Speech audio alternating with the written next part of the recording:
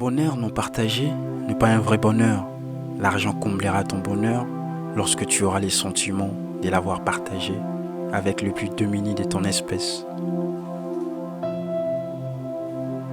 Dans la vie, il y a une catégorie des gens qui sont persuadés que pour être heureux, seule leur espèce doit demeurer et régner sur terre.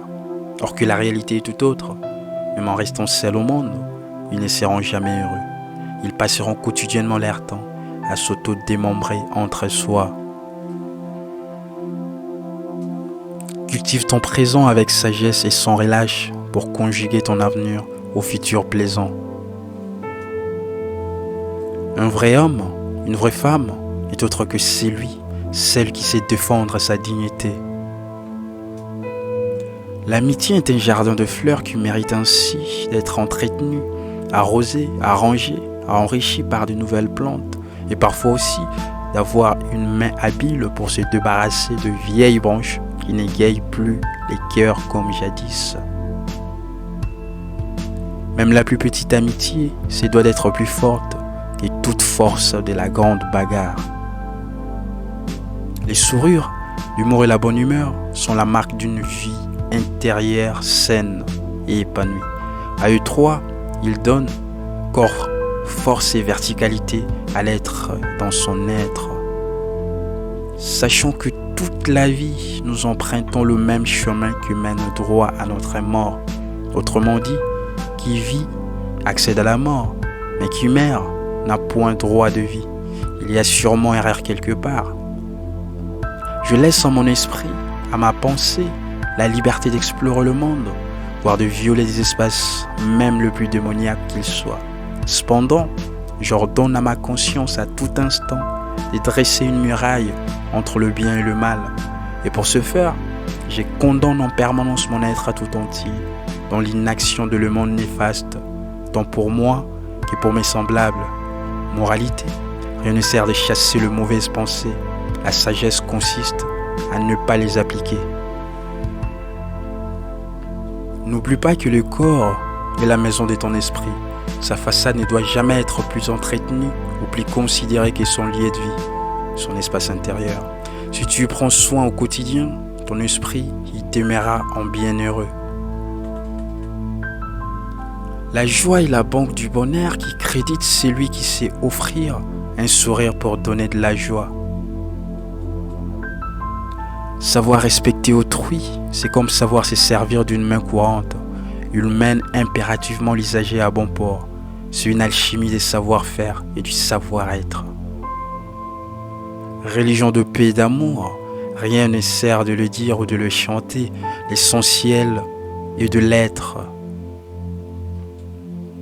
Alarmez-vous lors de l'absence d'un ami, on ne sait jamais ce qui peut lui arriver. Déplorez idem l'absence de votre ennemi, car vous ne pouvez savoir ce qui peut vous arriver en l'instant même. L'enfant est un soleil qui brille, même au travers de peu nuages. Il est la plante qui n'attend pas le printemps pour fleurir. Arrosons-le d'amour. Ne fantasmons pas, la vie est un processus dont personne ne détient la moindre notice. Si personne n'agit, aucune erreur n'est possible, aucun progrès non plus. Il n'y a pas plus triste, pas plus intolérant ni diaboliquement plus dangereux que l'homme et sa croyance. Séparation ou divorce, quand l'amour déserte les cœurs, la différence devrait régner dans le royaume de l'esprit de tout un chacun. Qui se dresse contre la rumeur la nourrit, et qui ne la contre pas la rend plausible. La fête de mère n'est pas synonyme de la fête de nerfs. Donnons à nos mères un amour véritable tout au long de notre vie et pas uniquement un seul jour dans nos calendriers. La notion des jeunes de vieux consiste à comprendre qu'être jeune n'est que le passé composé du vieux et être vieux n'est à son tour que le futur simple du jeune. Cela n'est donc qu'une conjugaison du temps. Ne demande pas à un arbre à temps de produire de fruits sains. Notre société est malade. La violence juvénile nous le fait savoir simplement. Internet, on écrit comme on réfléchit et on ne réfléchit pas lorsque l'on écrit, à tel point que l'orthographe devient l'autographe. Polluant dans l'histoire de l'humanité, apprenons à saisir si l'histoire apprise vient du maître ou de l'initié, de l'oppresseur ou de la victime, du colon ou du résistant, du lion ou de la gazelle, car l'histoire du monde ne peut être un tube canalisé, déferlant les eaux impropres du nord, dépravant sans cesse les suds.